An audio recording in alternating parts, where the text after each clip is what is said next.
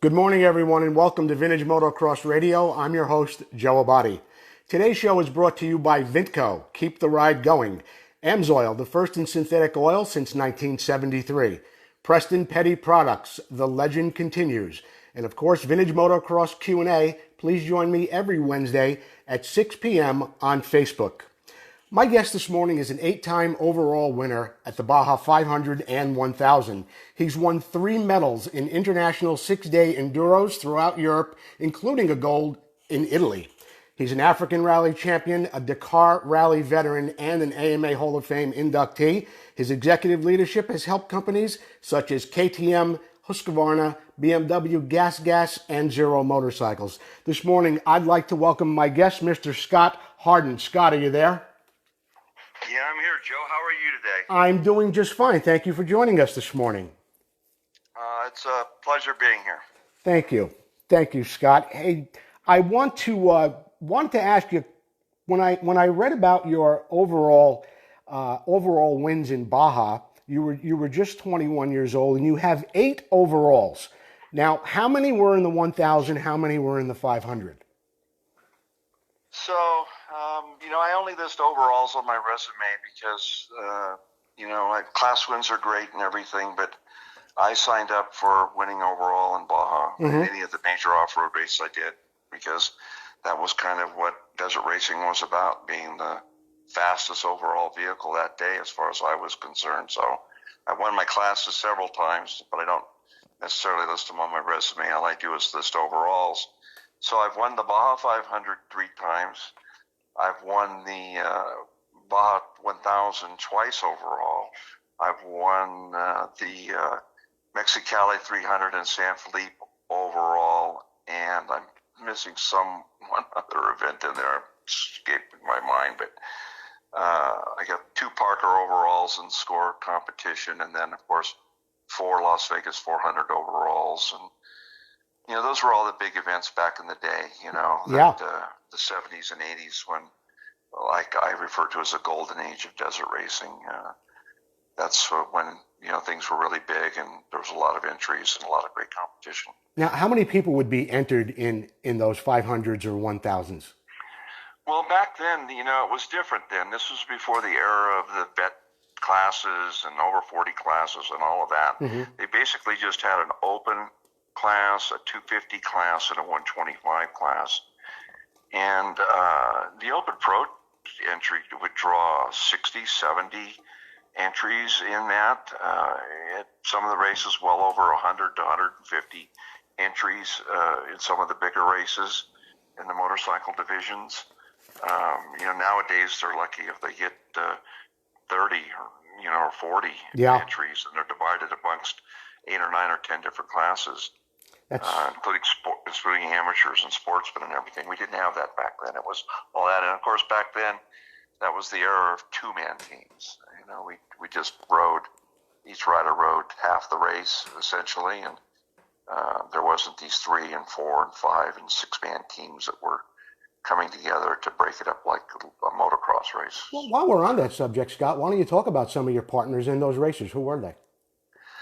Well, I had the benefit of riding with a lot of the best in the sport. Larry Rossler, Jack Johnson, Rolf Tiblin, A.C. Bakken, Garth Sweetland, Kurt Pfeiffer.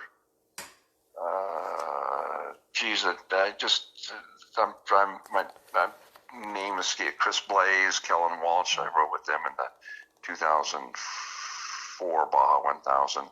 I rode with several different generations of riders and many of the top, but the number one guy for me was Brent Wallingsford. Yes. We were brought together as a team at Husqvarna in 77. We could refer to ourselves as the B team. They had the A team of LR and Jack. We had called ourselves the B team, but, we got on a tear there, and starting with the 77 Baja 1000 and leading through the following year, and won 5 score events overall in a row, which was a record at the time. I don't know, it may still be a record, I'm not sure, but for consecutive overalls, it was a record at the time.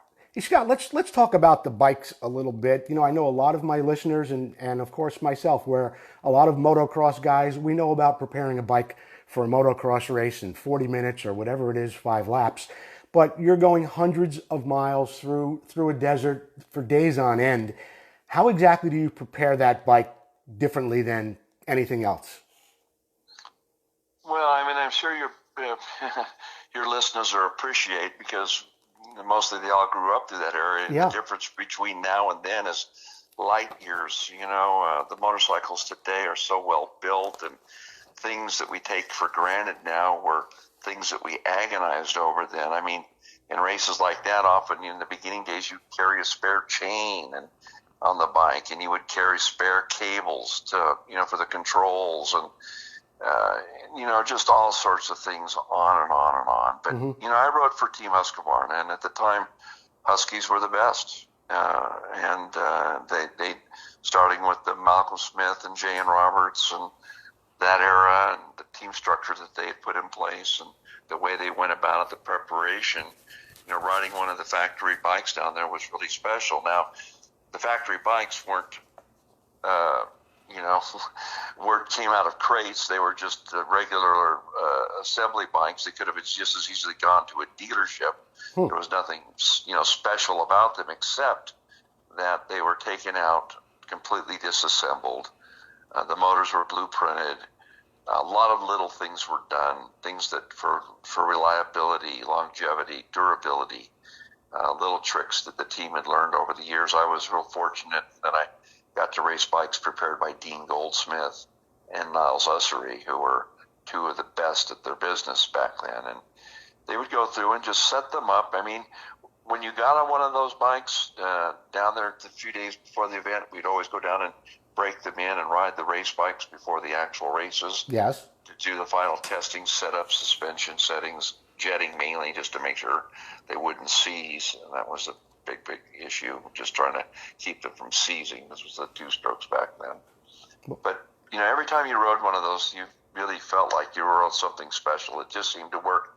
Everything on it just seemed to work a little bit better than, the bikes, your own bikes at home that you'd prepped and everything. Yeah. Seemed a little bit smoother. They vibrated a little bit less. The power delivery was a little bit better.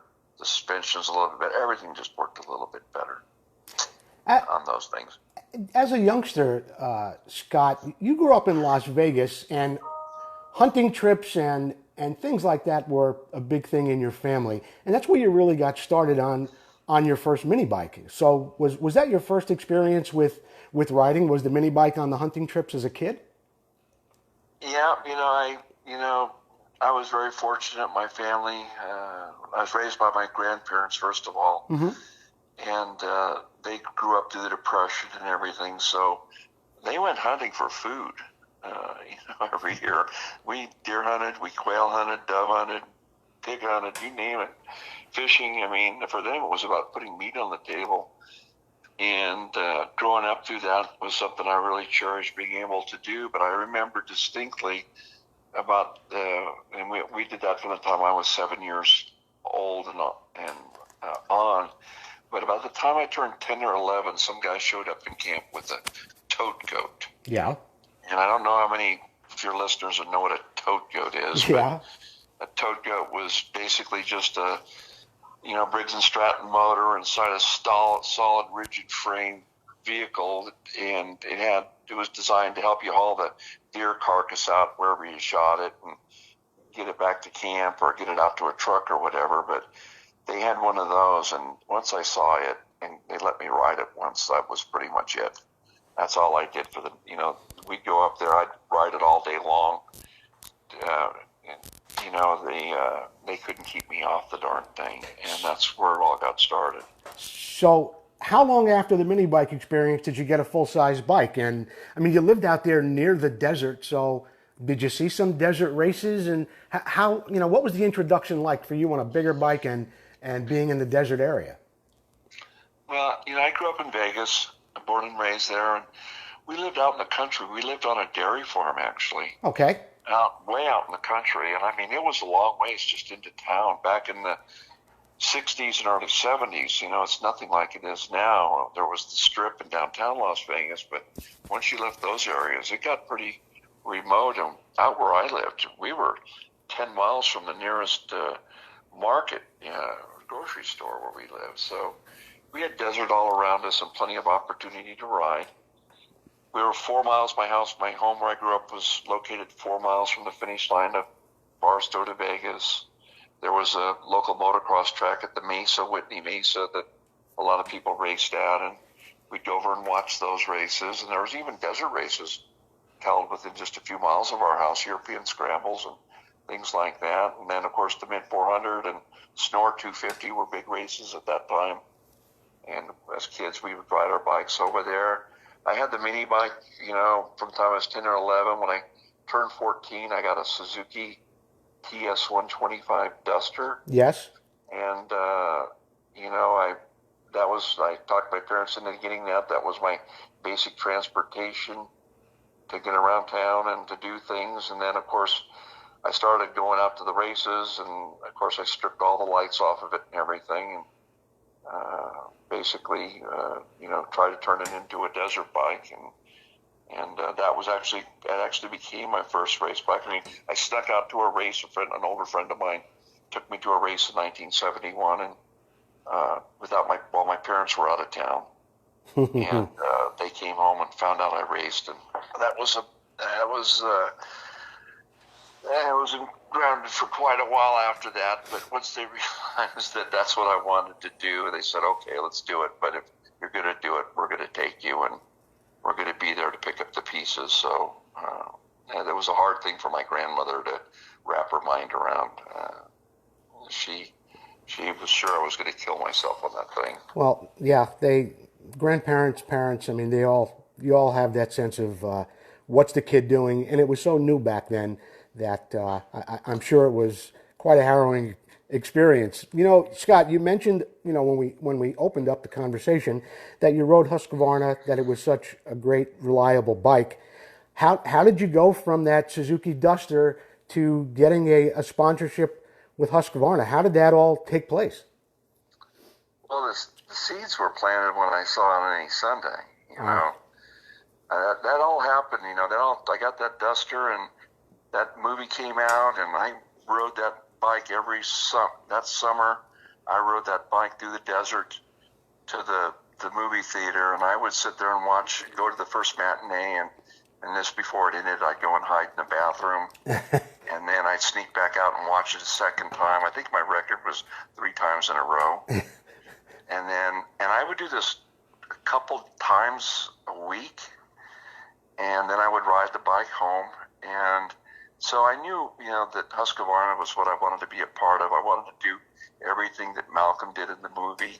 It's kind of a blueprint for me. It's crazy how it all worked out, and how I got to be good friends with Malcolm later on and actually do races with him as a teammate and everything else down the road, and work with him at the dealership and go to Africa together and travel the world lately, different projects. But, 14-year-old kid, I couldn't have imagined that happening. But, that was kind of the blueprint. I started racing local races. I started doing well. I climbed through the ranks. I got my expert card.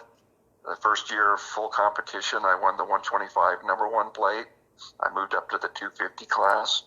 I started on the 250 class with a full ride on a Suzuki TM250, the little brother to the TM400. Yeah. And I don't know why the bike has such a bad reputation. I mean, the TM250 was actually a pretty good bike. Mm-hmm. But I rode that for a few months, and then we ended up going down and buying a Husqvarna because I wanted to be part of Husqvarna, and I wanted to ride out of my friend Casey Folk's shop in Vegas. It was all connected together. Casey was a big influence on me and a big mentor of mine, and literally brought me up, raised me in his garage, helped me, showing me how to race and how to prepare and everything. But he was also, as a Husky dealer, was kind of my biggest ambassador back to Husky, that they should be helping me. And I ended up getting a local support ride, and and I went out there and towed the rope and found outside sponsors and entered big races, and started, eventually climbing that ladder, one race after another, until finally the opening came. Husky had at the big races, they would enter 2 factory teams, 2 open bikes, so that they doubled their chances of winning. If one bike had a problem or one, technical or rider problem, well, then the other one might not, and they could win. And that's how they dominated that period of racing for so long, was through that strategy.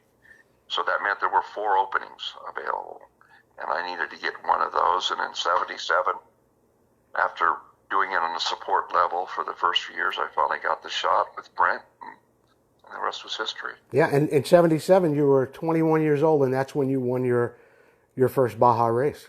Yeah, actually, our first race together was the Baja 500, and I got second. We got second overall at it behind LR and Jack, and we were just really happy to do that. So we went 1-2 there, and then we won the 1000, and then the following year the two Parker 400s back to back, Mexicali 300, Baja 500, and all of that in '78. That was our first 500 win as well. So in a very short period of time, in about a year's period of time there, we won practically every major off-road race except the Las Vegas 400.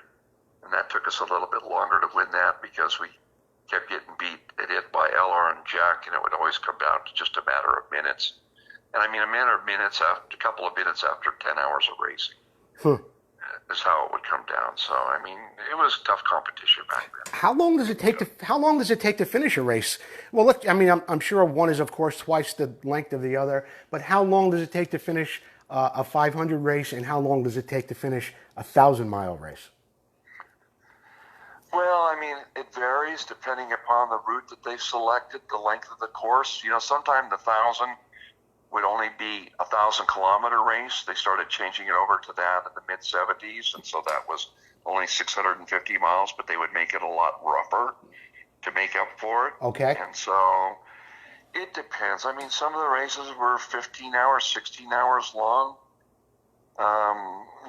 8 hours minimum for, the 500, 7 hours to 8 hours minimum for the 500. I think the better way to look at it is our average speeds. We averaged somewhere between 50 and 60 miles per hour for those races over the course of the event.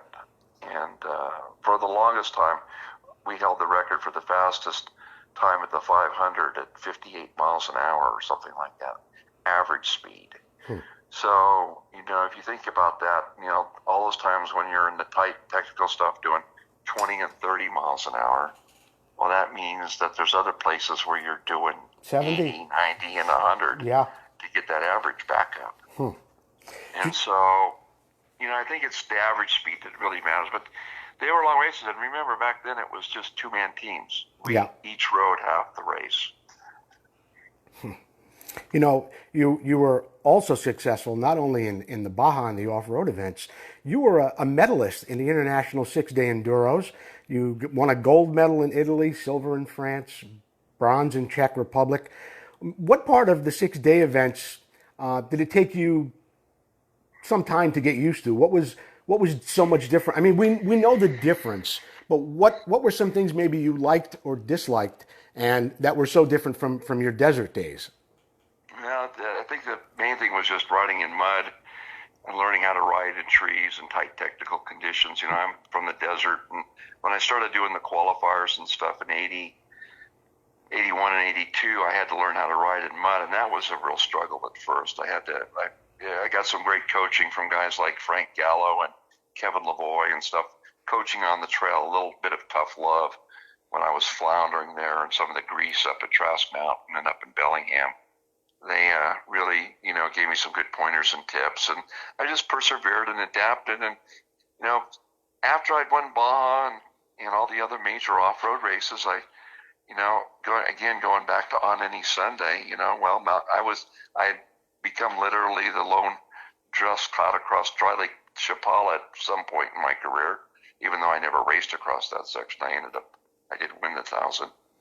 And so I wanted to do the 6 days deal just like Malcolm had done. Were you still on Husky? Were you still on Husky at that point, Scott? No, I was still on Husky, and they were supporting me. They helped me adapt and supported me through that. Of course, I was winning a lot of races at that point, and I had a lot of leverage, and so they helped me through that period. And adapted and learned, and then of course all the competition in Europe and just how great the European riders were. I mean, I couldn't even hold a candle to the top guys over there.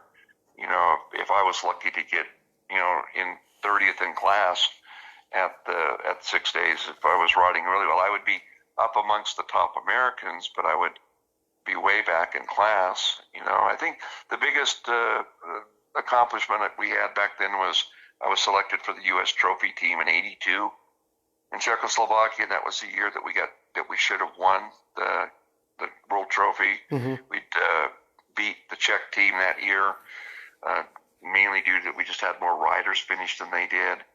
But they had a rider that rode under protest for a week and should have been thrown out of the event. But they decided to keep him in the event, and we ended up getting second in the world, which at the time was the highest finishing U.S. trophy team ever. And it wasn't until just a few years ago that we actually won the World Trophy. But 82, I was on that team and very proud of that accomplishment. But I also saw the politics that were involved in the racing over there, and we boycotted the trophy presentation as a result. And I decided never to go back. I didn't want to go back to 6 days. Do you recall? Do you recall the rider who was protested and who should have been thrown out? Do you remember that? Well, it was the 80cc rider. You remember back then they had 80cc classes at 6 days, and he had blown a motor on day one, and he had pulled into a barn off the side of the trail, and they changed the motor. And at that time in the event, the powerhouses were the Swedish, the Czech, and the Italian teams, and one of those three were going to win 6 days. It was foregone conclusion.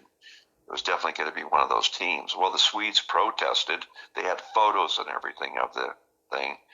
The 80cc rider continued to ride while they waited to have a jury meeting to decide the ultimate fate of the rider.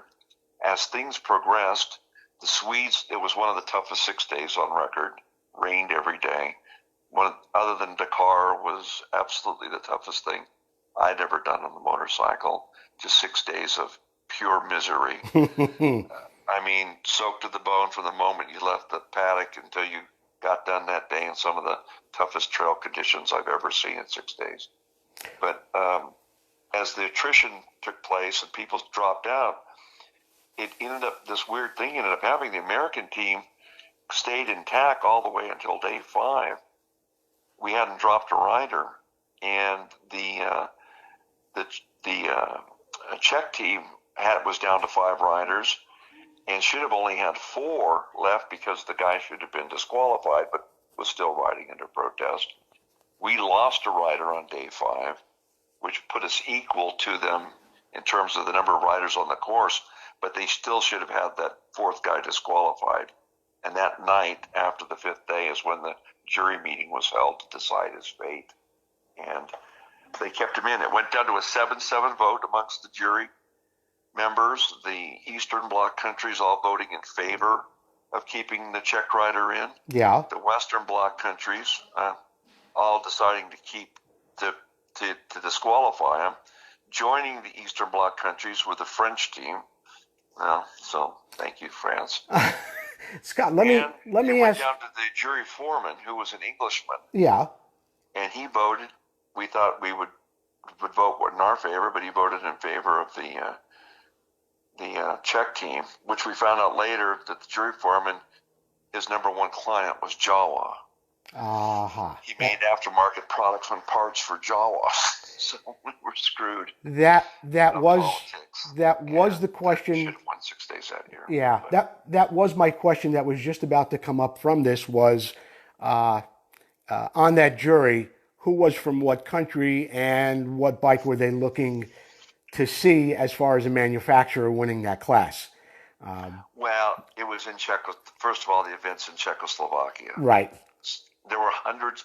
I'd never seen, at the final motocross special test, there were well over 100,000 people there that day. I'd never seen so many people in one place in all my life. It was absolutely the biggest thing I'd ever seen at the final motocross. So if I keep telling the guys, even if they hadn't voted him out, if they'd kept him in, one of us would have been shot or killed during the final day just to make sure that they won, because they weren't about to let an American team win in an Eastern Bloc country during the Cold War, behind the Iron Curtain, in front of everybody else. It just wasn't going to happen. So that was a big lesson, and I'm glad I did it. I'm glad I went through it. I was really proud of the job that we did. It was Mike Melton, Terry Cunningham, Eddie Lojak, me, Wally Wilson, and Mark Hyde were the six, all on Huskies, were the 6 trophy team members. Dick Burleson was our team manager. And I was really proud of it. We were the top finishing U.S. trophy team until just recently when we got second. We finally won it and broke through. I was really happy to see that finally happen. In '82, you were an open class champion in an event called the National Reliability Series. What was that about, and what's the competition like there? Well, that's how I got on the World Trophy team. I mean, that's the National Reliability Series was for the 6-day qualifier series is basically what it was. Okay. And those were events all over the country that you had to go to qualify for the 6-day teams, much like you have to do now. Mm-hmm. There's only a certain number of slots open for Americans at 6 days. There was a selection process. They did it based on results.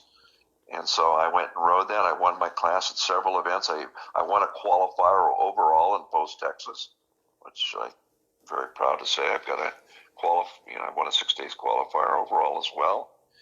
And I was in, first or second in class at the other events that I rode, and was selected for the team and won that championship, based upon, those results.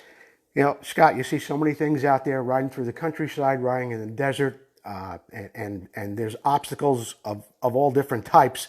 I had Rodney Smith on as a guest several months ago, and I thought it was him who had hit some kind of an animal during a race, but it wasn't Rodney. It was actually you who hit an animal during a race. And it's an interesting story. Well, I'd like you to share that with the listeners and what happened there. So, racing off-road, one of the hazards is, you're racing on open roads and over great expanses. And so down in Baja, I don't know how many times I dodged cattle and trucks and cars and booby traps and dogs and everything else that was just part of the game. I mean, it was the thing that scared me the most because it was out of my control. Mm-hmm. It's kind of why I kind of got over racing in Baja at a certain point, although I kept going back. But, those are part of the deal. The Roof of Africa rally in '83, I was winning it overall and hit a dog in a village right before the finish of the first day and broke my wrist. I won the first day overall by 25 minutes. Could have easily won the whole thing if I could have ridden the next day, but I had a broken wrist. And, that was really disappointing. And that was just a fluke deal. It was laying under a bush right next to the trail when I came by, and it jumped up and I clipped him and went down. But in the '93, what you're referring to is the '93 Nevada rally. Mm-hmm. One of the first time they'd held a full-scale rally in the United States. I was coming into Caliente, Nevada, in the second stage of the event. I was trying to make up time, and up near 5 Flat, coming down a road at about as fast as the bike would go, it would top out at right about 95 or 96 miles an hour. I mean, I was going as fast as it would go. 3 cows stepped out on the trail in front of me. 3? 3. And I got on the brakes as hard as I could, veered off to the side as much as I could. The first 2 passed in front of me, and I caught the third one right behind the right rear leg. And I don't know, I probably got it slowed down to around 70 or 75 when that happened. But when I hit it, that was it. And I ended up cartwheeling and spinning out and ended up laying at the bottom of a tree, at the base of a tree, and bent the bike all up and everything. Knocked the shit out of the cow, although didn't kill it. It was actually up and gone before I got up. It was, by the time I got my senses and realized I hadn't broken any bones. I had a big laceration in my wrist, but I hadn't broken any bones. By the time I got up, picked up the bike, and the front end was bent. The front end of the bike was bent so badly that I had to turn it all the way to the right just to go straight. So I had to have the bike all the way to the stops just to go straight, and had to ride it another 60 miles that way and replace the front end. So I don't know. That always scared me, and of course that translated over into Africa and the things I did in Africa and all the different types of animals that we ran into there, from camels to horses to ostriches to monkeys to every sort of animal you can imagine on those roads over there. And I think some of the most tense times I ever had was near the end of the 2005 Dakar Rally. I had to sit on these roads at 80, 90 miles an hour with vegetation on both sides as tall as you could see, and go by there at 90 miles an hour, and just off to the side to be a herd of cattle or a bunch of monkeys or a bunch of, I don't know, just crazy stuff. I mean, animals they scare me to this day. Even when I'm out adventure riding, I always think a deer's about to jump out. I just got all these fears, man. Sure. Hey, but crazy. there are other things. I mean, not only the animals. You're an African rally champion. You rode the real Dakar Rally twice. You were 49 years old in 2005 when you were just describing that other incident. But there are other things that go on in these foreign countries that are life-threatening. Things like booby traps, even terrorists. So, tell me about some of the things you encountered with some of those things. Well, yeah, I mean, that's always a problem. So in the 87, the rally that I ended up winning, the first rally I won in Tunisia in 1987, on the second day of the rally, there was everyone got lost. There was a major navigation challenge. The whole rally got split up, and only 3 of us ended up finishing the special test that day. We finished about 7 o'clock at night, and then we had to ride 200 kilometers into the bivouac in Zarsi on the Mediterranean coast. Only one light between the 3 bikes. So we gathered around the middle bike and we all rode together into Zarsi. Well, unbeknownst to us, during the transfer section, we got off course. And the next thing I know, we got to a highway and we got to an intersection. And I looked at the intersection, and one way it pointed to Zarsi, and it said it was 150 kilometers in that direction. Mm-hmm. And to the right was Tripoli, Libya. Yeah. And it was 30 kilometers away, which meant that we had crossed over into Libya unknowingly, and we're now in Libya. Oh. Now, this was October of 1987, and for those of you that know your history, know that the U.S. bombed Muammar Gaddafi's tent in Tripoli in July of that year, killing his daughter. And he had put out a fatwa on all of America, on every American, death to every American. I was in Libya 2 months after that happened, after the result of getting lost, and then had to ride out of there, crossing through 5 border checks, getting back into Tunisia. Fortunately, I had declined running an American flag on my helmet or on my jerseys as part of the event, because I was a little concerned about becoming a target with that. Yeah. But had I had it on and I was down in Libya, I could have been part of a major international incident. I let the other pilots do all the talking. They were French, and they did all the talking at the borders. I just sat in the back, and when they came to me, I just said I was Spanish. And I spoke enough Spanish to get by, but I let them do the talking. Anyway, we talked our way out of Libya, back into Tunisia, and as soon as I got back to the thing that night and realized what had happened, I was, a cold sweat came over me, because I realized just what a terrible situation I was in. But, I mean, I've traveled all over the world. I've been in a lot of places. In the Incas Rally in 88, there were sections of the course that were bombed out. Bridges were bombed out by Los Lumineros, Incendiaros, the Red Brigade that was down there terrorist group down there. We had to make sure not to ride across any of the bridges because most of them had been blown out. In the Dakar rally in 2005, there were terrorist threats and everything, and eventually that's what led to the cancellation of Dakar in Africa because of terrorist threats. When I put together the teams for Dakar in 2004 and 2005, I had to buy all sorts of insurance, including medical, repatriation, and insurance to have us released in case we were captured by terrorists. You can buy insurance for that. And there's actually groups of people that will come in and negotiate on your behalf to try to get you out. But when you sign off on a contract to an event that you're going to buy insurance for your team in case you're captured by terrorists, that's when you know that you're not going to just another race. In Tunisia, there's the Jerba 500. Was that this race? That's how you got off course during that race? Yes, it was during that race on the second day. Everybody else spent the night in the desert. Only the three of us made it. The other 150 riders all spent the night in the desert. And by the way, three of the Dutch pilots got so lost that trip, they died of prostration by the time they found them. It was 110 degrees during the rally, and three Dutch pilots died of heat prostration. What are, now that you're talking about that, Scott, what are some of the most extreme conditions you've ridden in one day? In other words, you may start off in the desert, you're at sea level, I don't know, maybe it's 110 degrees, but where does it go from there? What were the most two extreme weather conditions you've ever raced in one day? Well, weather conditions, probably in Africa, we were in a Habub, one of the large desert sandstorms came up while we were there. That was pretty crazy.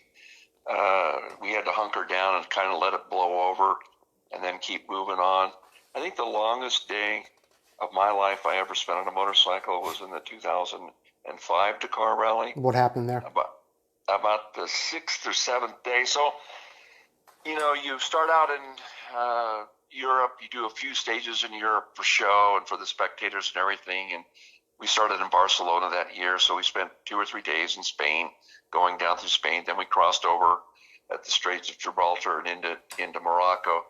You get 4 or 5 days in Morocco. They progressively make them tougher and tougher.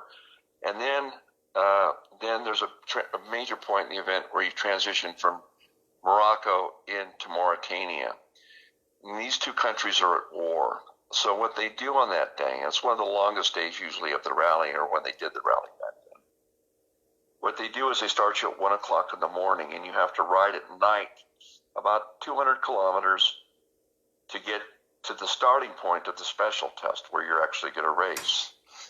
Now, when you go there, they tell you that you have to follow your road book, but they give you special notes to make sure that you stay between the smudge pots, these burning fire smudge pots that they have lining the course. And the reason they tell you, and this is for about a 60-mile stretch, and the reason they tell you to stay between the smudge pots is because they swept that area for mines, and they know there's no mines there. So anything outside of the smudge pots, who knows? There's no guarantee. So you have to focus. You have to stay between the smudge pots. You have to do this navigation. It's open desert, so it's really hard to read the terrain. You never know if you're supposed to be on the right side or the left side of the smudge pot. And you do this for 60 miles. When you get there, you get to a dry lake bed about 4 o'clock in the morning, and then you're given an hour or two to sleep. So you literally just get down on the ground, curl up in a ball, and rest. You get up and have your breakfast, and at sunlight, you present your documents to the army on the Moroccan side. They go through all your papers, they check you over, they can ask you anything they want, and then you ride through a trench that's also been swept to mines, and you present your papers to the Mauritania army on the other side. Now, they've agreed to a truce that day, so it's a ceasefire that day while the rally starts, so we're not involved in any shooting. After you've done all of that, 1 o'clock, you've ridden all the stuff, you dodged the mines, you've done everything, you slept on the ground, then you start a special test that was close to 480 miles long. And it was all hoit piste, as they say, off track. And literally, you were just running cross country through the desert to Tajika. And that day was the longest day of my life. We had over 120 miles of camel grass. And anybody that's ridden in camel grass will know. What is that, Scott? Ride 5 miles in camel grass, you'll be cussing. Scott, what is camel grass? Tell me. 120 miles of camel grass was the most severe thing I've ever done. We ended up, only 19 of us finished that day. At the very end of the stage, you had to follow very specific waypoint guidance, or you ended up going into a giant chasm that you would never get out of, a giant depression in the earth that was impossible to get out of. Scott, I did that at 9 o'clock at night after this whole thing. Explain to us what camel grass actually is. So camel grass is where it's tufts of grass that grow up in the desert. They're all randomly spaced. Around the root structure, the dirt gets very hardened around it. Mm-hmm. So the best way I can describe it is, imagine stadium hoops, but they're not evenly spaced. They're randomly spaced. They're all over the place, and they're carpeting the desert, and there's not more than 5 or 10 feet between them. Oh. So you cannot ride in a straight line. You cannot ride over them, or if you hit one, it's an instant endo. They're peaked as hell, and so some of the smaller ones you just hit and ride over and try to jump. The other ones you have to ride around. In between the camel grass, the sand is very soft. So you're riding a 500-pound motorcycle in very soft sand conditions for hours on end. And I'm telling you, it's the camel grass. Anybody that knows it's ridden in it before will attest that it's some of the toughest conditions in the world. Guys would bellyache if they rode. Some sections were considered extreme if you had to do 30 or 40 miles of that stuff. We did 120 miles that day. In 1988, Scott, you were hired by KTM as the Western Regional Media Relations Manager. Now, I found this interesting because it sounds like a very important position where a guy sits in a posh office making some big decisions all day. But in that same year, you raced the Incas Rally, which was 1,900 miles in Peru. You finished third. There was 2,500 miles, the Rally the Atlas in Morocco, where you finished second. Another 1,900 miles in San Marino, where unfortunately you did have a DNF due to mechanical issues. You did that all in 45 days. You talk about monkey butt, or I don't understand how the nice job of Western Regional Media Relations guy is out there racing 6,000 miles in desert races. So, well, it was kind of my swan song I went and did rallies in 87 and 88 with Danny Laporte was my teammate. Mm-hmm. And we wanted to be the first Americans to win Dakar. So we went over and did all of these smaller rallies on smaller teams to try to get attention. Danny had some challenges. He had some physical challenges. He got sick one time, meningitis while we were over there. He crashed out of an event. He struggled there during that period. But he and I were a team, and we were trying to go and get a ride in a factory Dakar team. At the end of that period, after winning it, in the first 4 rallies I rode, I got first, second, and third out of the 4 of them. I was on the podium 3 times. I still couldn't get a factory ride. That's when I decided, it's too political. I'm not French. I'm not Italian. I'm not going to get one of the factory seats. I'm just going to go back home and get a job. And remember, I had a family, 2 small children. Sure. I was gone for months on end doing this stuff, racing very dangerous races.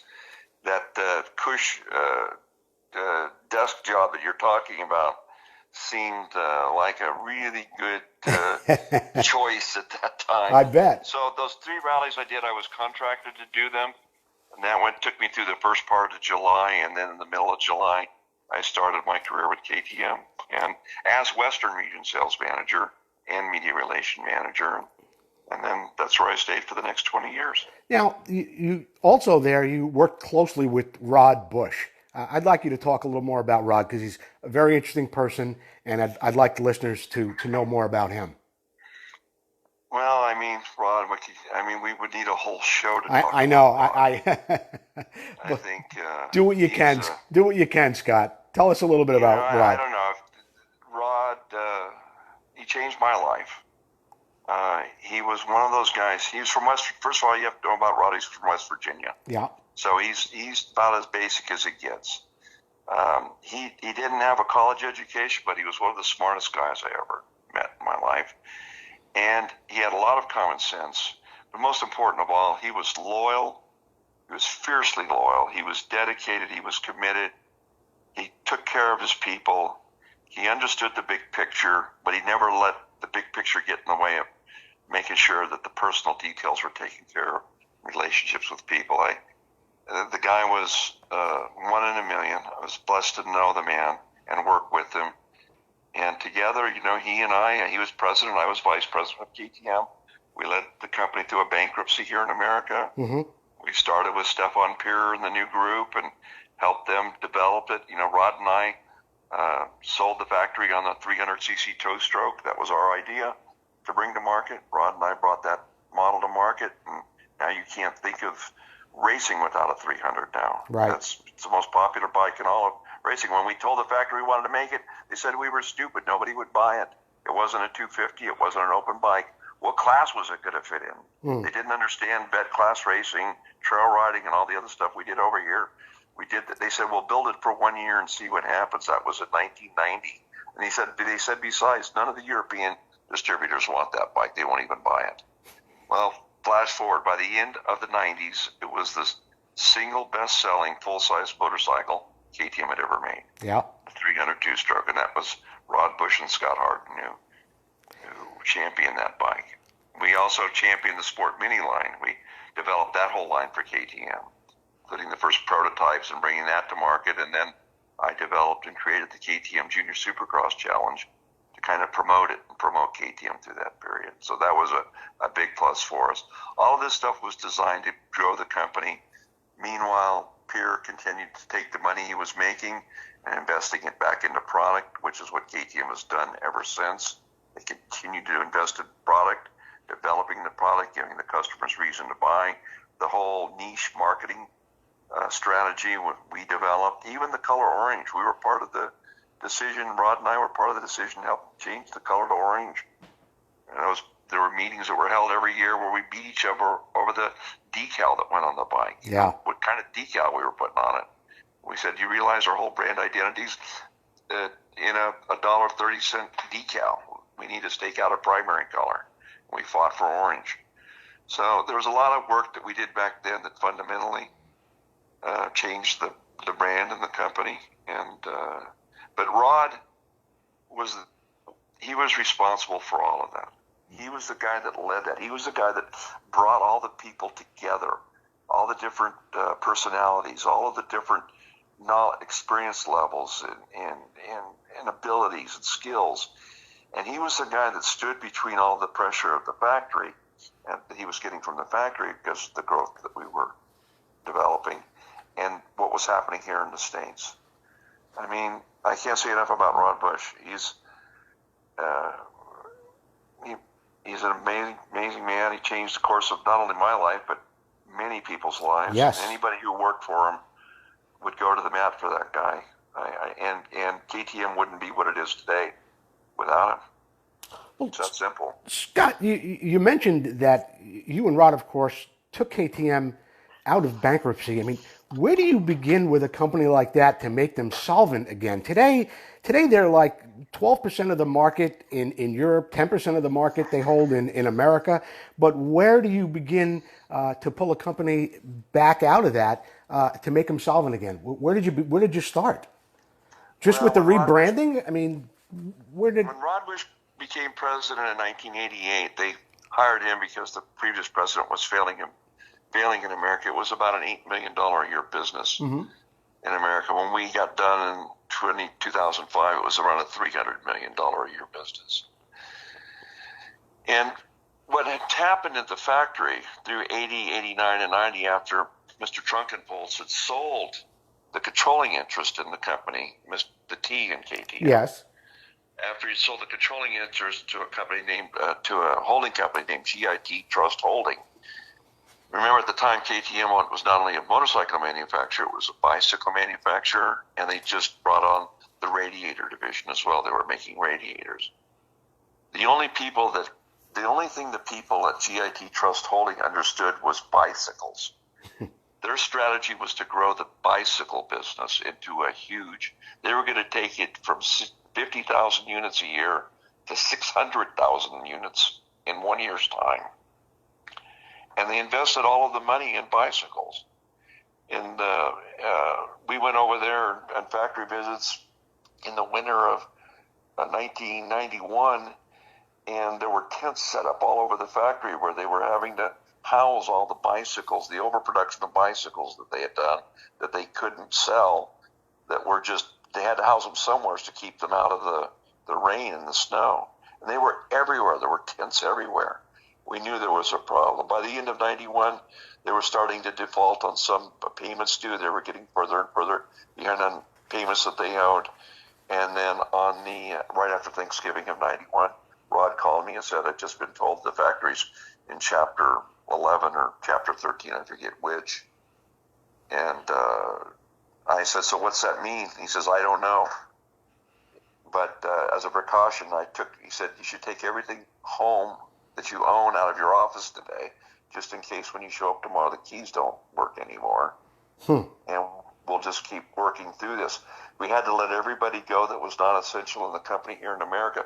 But fortunately in America, we had a large stock of motorcycles, 92 models that were already in stock. We had a huge stock of parts, and it was Jarod's and my job as the two main salesmen in the company to try to keep the dealers together and not let them get afraid that things were going to fall apart. Meanwhile, we knew behind the scenes that a group of distributors led by Stefan Peer and Heinz Kindergartner were working on a plan to purchase the factory, which they did for literally 18 or 15 cents on the dollar. A factory that was already in production, that had never really lost any production, a factory that had a fairly good chain, although it wasn't the juggernaut it is now. It still had a fairly stable market. The problem wasn't being created by the motorcycle division. It was being created by some of these other silly things that they had got involved in. And we started from there. And with the clean slate from 92, 93, 94, 95, we slowly built the sales back up. And then really the breakthrough year was when we went to the PDS system. And the bikes went orange in 97 and 98.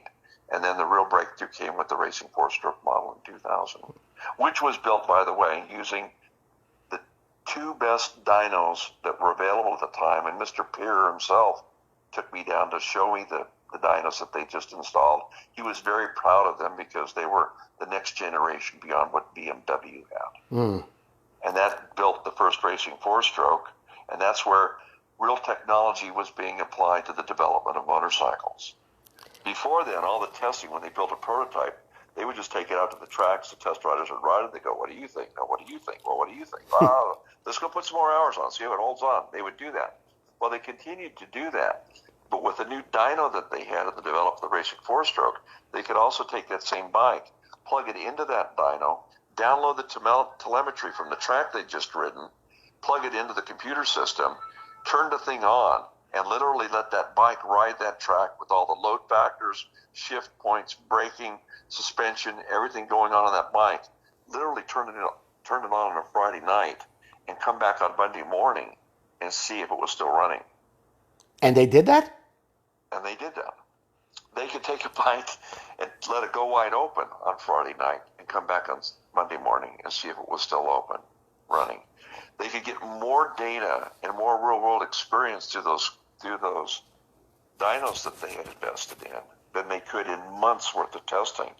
And that's why when KTM came out with the Racing 4-stroke motor in 2000, it was so good right from the start. It worked. It was lightweight. It started. There weren't many technical issues. It was reliable. All the things that you needed out of the bike at that time, it worked. And it's that same mentality that's led KTM to where it is now. And the fact that they, instead of the Japanese where they go on 3, 4, 5 year model runs and then come out with the new model, KTM's doing it every 2 years, 2.5 years. Yeah. In 95, Scott, you were responsible for introducing the Mini line, as you mentioned just a moment ago, along with the Supercross Mini Challenge. That was one of the biggest sales growth spurts that company had ever seen. But today, with the video games and the advent of the cell phone, I don't think it's helping our cause. What do you think some of the things that we need to do as enthusiasts to get people more involved, especially the kids, in the off-road riding?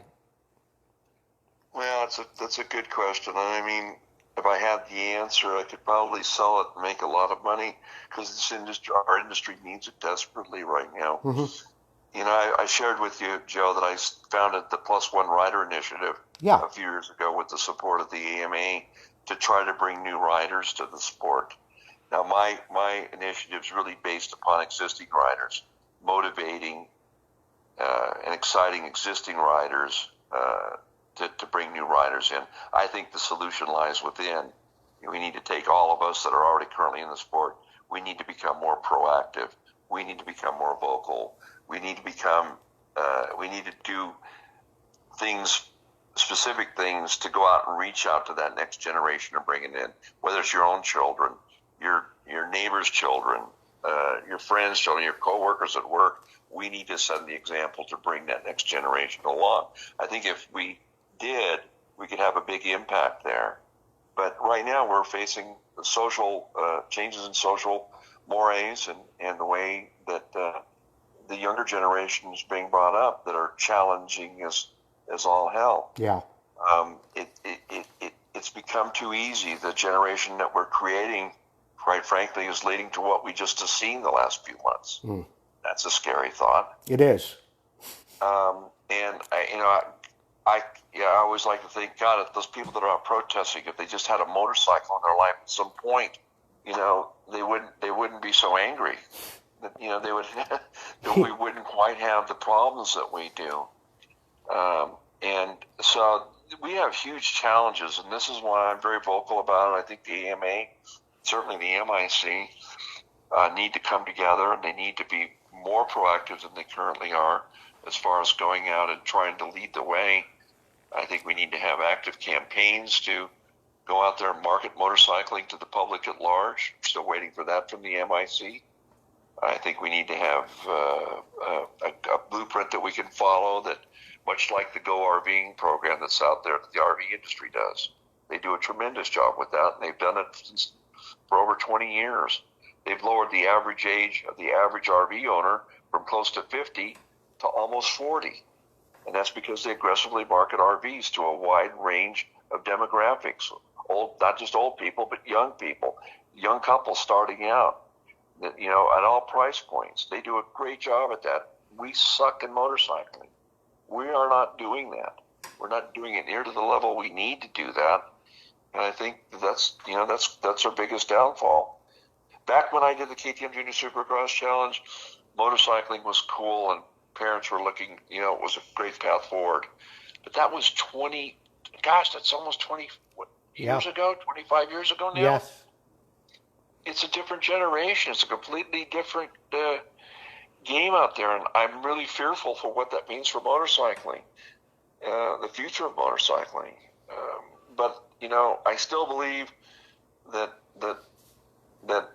if existing motorcyclists, if we took the responsibility on ourselves, if we just got more vocal about it, and we didn't just self-absorb, if we didn't just, hey, I'm just going riding this weekend, if we went and tried to bring other people in, we would change this whole thing. Well, Scott, let me say this.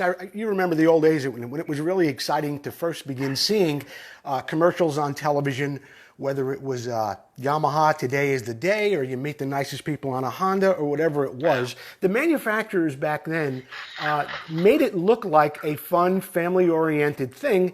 You don't see anything on television about that anymore. You don't see fathers and sons sitting around a campfire with a mini trail. So is it part of the advertising? Do you think somebody needs to get back in there and take a different approach like maybe the RV companies did? Absolutely. I mean, good grief. It's not like we're trying to force them to take up, what's painful. We've got motorcycling to sell. I mean, how hard is that? I understand that there's negative connotations about motorcycles and stuff, but I mean, it's fun, it's healthy, it's athletic, yes, it's outdoors. And now this day and age, getting outdoors, we have all of these advantages to sell, and we're just doing our industry's doing a horrible job of it. They talk about it a lot. There's a lot of, we're going to do this, we're going to study that, but I don't see the actual rubber hitting the road when it comes to actual campaigns designed to grow motorcycling. And they should be done at the national level. I believe that every dealer and every manufacturer would easily contribute $5 for every motorcycle sold towards a national campaign, new motorcycles sold towards a national campaign. That'd be easily $2 million to $4 million right now that they would have to use in a war chest to start putting something together. With $2 to $4 million, give it to me. I'll make an impact. I'll put a dent in it. We'll put it. We'll let people know we're here. Somebody could do that with it, but we don't. We're too limited. We're too politically. We want to be politically correct. We're kind of throwing in the towel on it, and I'm sure people at the MIC and the AMA will say, "Wait a minute, we're doing all we can," and they are. They're doing a lot of good things. I don't want to diminish that. There's a lot of great work being done. I just would like to see more done. I would like to see us out there promoting motorcycling a lot harder than we are. Yeah, and you know what, Scott, you've always been an advocate of that too, which kind of leads me into my next little group of questions here. In 1998, you received the AMA Hazel Kolb Brighter Image Award for a project that you did in South America along with National Geographic to promote motorcycling even there. It's given to a person that organizes every year who generates good publicity in the motorcycle industry. So when you talk about putting a war chest together and getting out there and doing something to give the motorcycle industry a more positive look and to get more people involved, you certainly know what you're talking about, and you were this recipient of that along with Malcolm Smith and Lyle Lovett. In '98, you were named one of the top 10 best desert racers by Dirt Rider magazine. One of the top 10 desert racers in the history of the sport. You've been inducted. Actually, it was off-road riders. Off-road riders. I'm sorry. So why I jumped into that question was, for the listeners, Scott is very, very active in that and knows so much about it. And it would be really great if there were a way to get around that. Tell me more about this National Geographic thing where you promoted racing or riding in South America.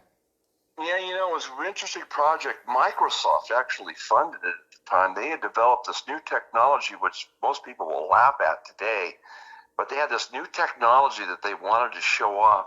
They were going to be able to file stories and load photos to their website from any remote place in the world. They created a special site called Mungo Park for it.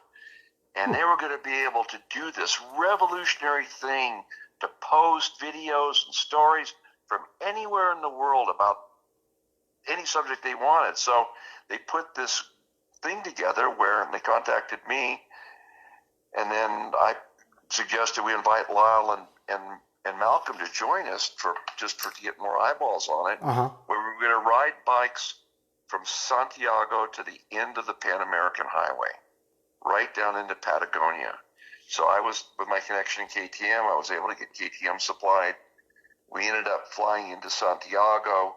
We actually started down in Valdivia, but it was going to be filmed by National Geographic, the all-time tree hugger organization. Yeah. Was going to film a thing on motorcycling to promote motorcycling. Mm-hmm. Boyd Matson was the on-air guy. Boyd Matson back in 1998 was on NBC regularly, and one of their contributors and one of their reporters. And it was really done top flight. They spent a lot of money on it. And so we flew down there and did it. Unfortunately, Boyd was supposed to ride with us, crashed and broke his wrist the first day, which was no surprise. But Malcolm and Lyle and I rode the next few days, had a great adventure. We rode a little bit each day. We stayed in little hotels and motels along the way, and they filmed it. And they turned it into an hour-long story that aired on National Geographic. And I was really proud of it because we'd broken through to a fairly conservative, fairly liberal, fairly environmentally oriented organization. Yes. To get motorcycling displayed on. and it was seen by a lot of people, and the AMA recognized it and gave us each the award, which, I mean, I was happy for, but it wasn't necessary. But, we were able to do that. It was just a great experience. I learned then the power of media and just what could be done is just getting the right ingredients put together. Yeah. Well, the Hazel Colbrighter Image Award, there was that. Of course, the Dirt Rider Top 10. The AMA Bessie Stringfield Award for continued support and promotion of the sport of motorcycling. In 2014, you received the AMA's New Horizon Award, all for promoting new segments of motorcycling through electric motorcycles. You were recently inducted into the Trailblazers Hall of Fame. I mean, Scott, that's an incredible list of awards. Of those 6, which one really means the most to you and why? Oh, jeez. That's hard to, it's really hard to say. I mean, you don't have, Scott, it would be hard to answer because you've done so much. Like ask me which of my kids do I love the most. I mean, my grandkids do I love the most. Here's how I look at it. I mean, I've been very fortunate and very blessed. I was engaged in a very dangerous sport for over 40 years. Yes. I've seen many people come through it that were killed, paralyzed, suffered gruesome injuries, and most people only had 5 or 10 years in the sport and were out. I did it for 40.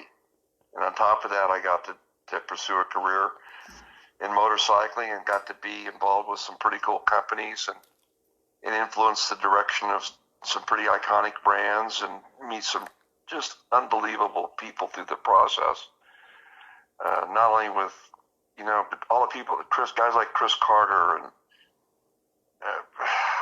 the list just goes on and on. People I've met through this whole thing. So the biggest reward for me through this whole thing has just been the fact that I'm still here and in one piece, and I'm still riding all the time. And it's probably sitting in the other room right now. My grandson, who's sitting over there, that comes and visits on the weekend. I have 2 beautiful grandsons, and my 2 sons who ride with me, and we've raced together. And my wife. I mean, those are the best rewards that I've gotten out of this whole thing. The rest of it's been just kind of gravy. I do think that, I've been given kind of a bit of a platform and a bit of a position, and I think it's important that all of us that's been blessed like this, try to give back and try to do as much as we can to keep the sport going. My fear is that, 40 years from now, somebody's going to say off-road racing, the Baja 1000. Oh, I read about that in a history book. Yeah. They don't do that. We're not allowed to do that anymore. That's now called conspicuous consumption of limited resources. You're degrading the environment. That was back then. That's frowned on now. We're tearing down statues of those guys. And I'm serious. I think we can all see this. I think the sport that we all love, and the legends and heroes that made it up, that sacrificed and did some really cool things through it. There's a chance that it's all going to go away. I'm on the board of directors of the AMA Hall of Fame Museum. I'm so passionate about the fact that when I walk through that hall and I see all those names in there, and the people that really had an impact on a whole way of life and this industry and sport. I mean, what if that just goes away? What if that's not there anymore? What if this show doesn't exist anymore because nobody cares, gives a crap? I mean, right. There's just so much to it. I don't know. Anybody that's listening to this show today, I just hope that they understand that they all have a role to play in this, and that we're all in this together, and we all need to do our best to keep motorcycling, especially the sport of it, the off-road side of it, motocross side of it. We need to keep this thing going. And you're doing it hands-on, Scott. Tell me about the Nevada 200 trail ride, and what exactly is Harden off-road? Well, I started the Nevada 200 trail ride in 1985 with my good friend Casey Folks. Mm-hmm. It was originally just an excuse for the 2 of us to get together, put a day on the calendar every year where we would get together and ride, because I moved away from Vegas. I grew up in his house. He was my best friend. I was no longer living in Nevada. Couldn't ride with him regularly like we used to, like we started out with. We created the event to have that camaraderie and fellowship. We invited a few friends, started out with 20, grew to 40, grew to 80, grew to 200. We stopped it at that, no more. We did it for 35 years. It's a trail ride open to the public. We do it in northeastern Nevada, fully catered. Motion Pro's the title sponsor of it. Chris and the crew come up and support us every year. Climb, Rocky Mountain ATV, Beta, C Concepts are all our big sponsors of the event. But it's just about fun and fellowship off-road. A lot of bench racing, great trails. We just show up, we cater, we feed everybody. We have a great time. That event takes place when? And is it by invitation only? Well, it's not invitation only. It takes place in April every year. We had to postpone this year's event till October, so it's coming up in October. But the 2021 event will be back in April again. But it's kind of a labor of love, and we've helped create a trail network up there, about close to 3,000 miles of trail. It's all in the BLM registry. We've again, tried to give back to the local communities, and I don't know, it's just a lot of fun. It's just a lot of fun. We invite anybody to come up and ride with us. It's a great group of guys, and it's all for a good cause, and it's mainly just to have fun. But that and Harden Off-Road is my consulting company. It's been in business since 1985. I use it for all of my side projects. Now it's full-time. I do special projects for different manufacturers, aftermarket. I've got 35 years, 40 years of experience in the industry. And marketing, communications, strategic planning, all of that racing. I'm fully, right now, Best in the Desert's my number one client. I'm heavily involved with that series, growing it and helping that thing stay, go. And it's doing phenomenal right now. It's just going through the roof. Again, my good friend Casey Polk started the organization. It's the number one off-road racing organization in North America. We have huge turnouts at our events, and we do a lot for the sport through it, and try to give back as much as we can. So, and Scott, I noticed too in my research, you're still very progressive in a sense of that you're very involved with electric bikes too. You had a big part with the zero motorcycles. You're an exceptionally successful at marketing and seeing trends. So where do you see this electric motorcycle market going? And do you think that the off-road crowd or the motocross crowd will ever fully embrace that? Well, it's a good question. And believe me, I've heard every objection to electric motorcycles that you can imagine. And I took a lot of flack, interestingly enough, when I joined. I signed up as VP of Global Marketing for them back in 2010. Almost people looked at me like I was a traitor or something. How dare you join that crowd? But, my feeling on that is this, is that I'm all about motorcycles. And I don't care if they're powered by fossil fuels, electricity, hydrogen, rubber bands. I don't care. Sure. As long as it's got two wheels and a throttle, and it gives me that freedom and adventure and excitement that I get from it, I'm all for it. The more the better. Now, electric motorcycles and electric-powered vehicles in general have a huge challenge. Forget about the environmental part about it. Forget about you're saving the planet. Forget about all of these things. I wrote op-eds on this, about this. You're not buying it for that reason. Ride one and decide if it's the right bike for you simply based on the experience it provides you. Does it satisfy the acceleration that you want from the bike? Does it excite your mind when you ride it? Do you get that sense of freedom and adventure when you climb on that bike? Do you think about it when you're not riding it and wished you were riding it? All the things that you do with the normal motorcycle. If it does it for you, then get one. The challenges of electric right now are three things.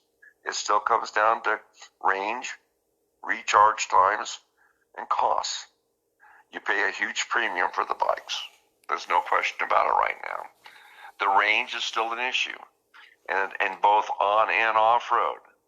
The state-of-the-art bikes, the zero motorcycles, with all the extra batteries you can buy and everything on it, on the highway at 75 miles an hour, have about an 80-mile range, and that's it. Yeah. And then you have to recharge, and that's going to take you, depending upon what you have access to, it's going to take you hours to do, to recharge those bikes. So that's a problem. The smaller bikes, the off-road models, well, it's even more restrictive. The FX models, if you get them up on the freeway at 75 miles an hour, you're going to go maybe 30 miles. Now, off-road riding, yes, maybe you can go an hour. It all depends on how hard you ride, the terrain and everything. You get on a motocross track, maybe 20, 25 minutes and it's done. So that's where the problem comes in. They're great for short rides. Honey, I'm going to be gone for a couple of hours and be right back. Trips down to the local market, commuting, all of those things, they make a tremendous amount of sense. And they work good. And trust me, 140 foot, 25 foot-pounds of torque. That's enough. Is a beautiful thing to behold and experience when you get on one. No vibration, no sound, the effortless feel. There's all sorts of things. But the problem is for them to break through and to become truly mainstream, there's a lot of work left to be done. All of the manufacturers that are involved in that market are bleeding money as a result. Zero's probably burning through $25 to $30 million a year. That's what they're doing to keep that product in place. So that's the challenge. It hasn't reached mainstream market acceptance.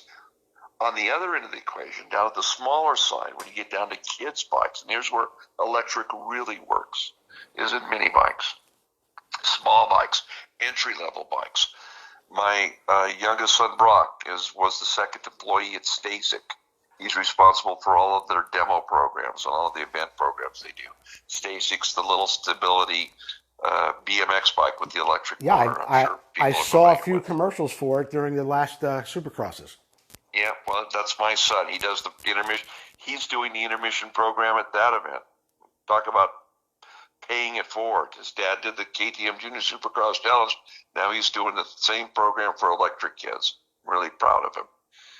But when you look at it, my grandson Jensen, he's got a Stasic. He's been riding it since he's 2 years old. He can ride it anywhere. No sound, no hassle. The neighbors don't complain. This is a key, now KTM and Husky have little electric 50s or equivalent to 50s. Electric's going to help us bring that next generation in. It's going to give us more opportunities, a lot more stuff. It's just that, it serves a purpose. But until there's a major breakthrough in battery chemistry, the next generation comes along. On the full-size motorcycle side, I still think there's a lot of work to be done. And it's not going to appeal to the mainstream market the way it's currently configured. My guest this morning has been Scot Harden. Scott, it just goes by so quickly. It really, really does. And I'd like to sit down with you again at some point. And if there's anything else that's on your mind this morning, we talked about the Plus One Rider Initiative. We talked about a lot of different things. But if there's anything else in closing right now that you'd like to touch upon, I'd like to give you an opportunity to talk about it. Well, I mean, we talked about a wide range of things, and I feel like I've just been blabbing on here. But, I really like, first of all, thanks for asking me to be on, Joe. I really appreciate it. You're welcome. You're doing a great job with this podcast. It's great. I think we need to honor the heroes and legends of the past, and the things that they've done to get us to this point, but also talk about real issues about the sport and where it's at and what it's going to take to move us forward. So I'm really, I'm glad for the opportunity to do that. I would just tell anybody that's listening that, remember, this problem that we have with bringing new people in the sport, you have a role in providing the solution, and you can do it. There's no better spokesperson for what we're doing as motorcyclists than current motorcyclists. Yes. We get it. We understand it. Reach out to somebody. Go out of your way to kind of mention it to your coworker, what you're doing this weekend. I've given a whole list of things that you can do, tips that you can do to, kind of bring the conversation up. I've done it with the AMA, and I've got them on my website. Visit my website. There's a lot of great stories on there. In my road book section, I'm just getting ready to add a lot more. I write a regular column for Dealer News and regularly for Upshift as well. So there's a lot of great information there. But I just want to encourage everybody to do your part, to keep our sport alive and to keep it growing and everything. And hopefully I'll see you guys out on the trail somewhere. We hope so. Once again, Scot Harden, thank you so much for being my guest today on Vintage Motocross Radio. All right, Joe. Take care. You too. Bye. I thought that was a fascinating conversation with Scot. Such a multifaceted motorcycle enthusiast, from off-road to... I didn't even get a chance to talk to him about his Pikes Peak events and some other things that he's done. But I hope you enjoyed my interview this morning with Scot Harden. I want to thank AMSOIL, the first in synthetic since 1973. Preston Petty, the legend continues. Of course, Vintage Motocross Q&A. Please join us this Wednesday for another live show there. And Vintco, keep the ride going. This is Joe Abadi. I want to thank everyone for listening. You have a great day.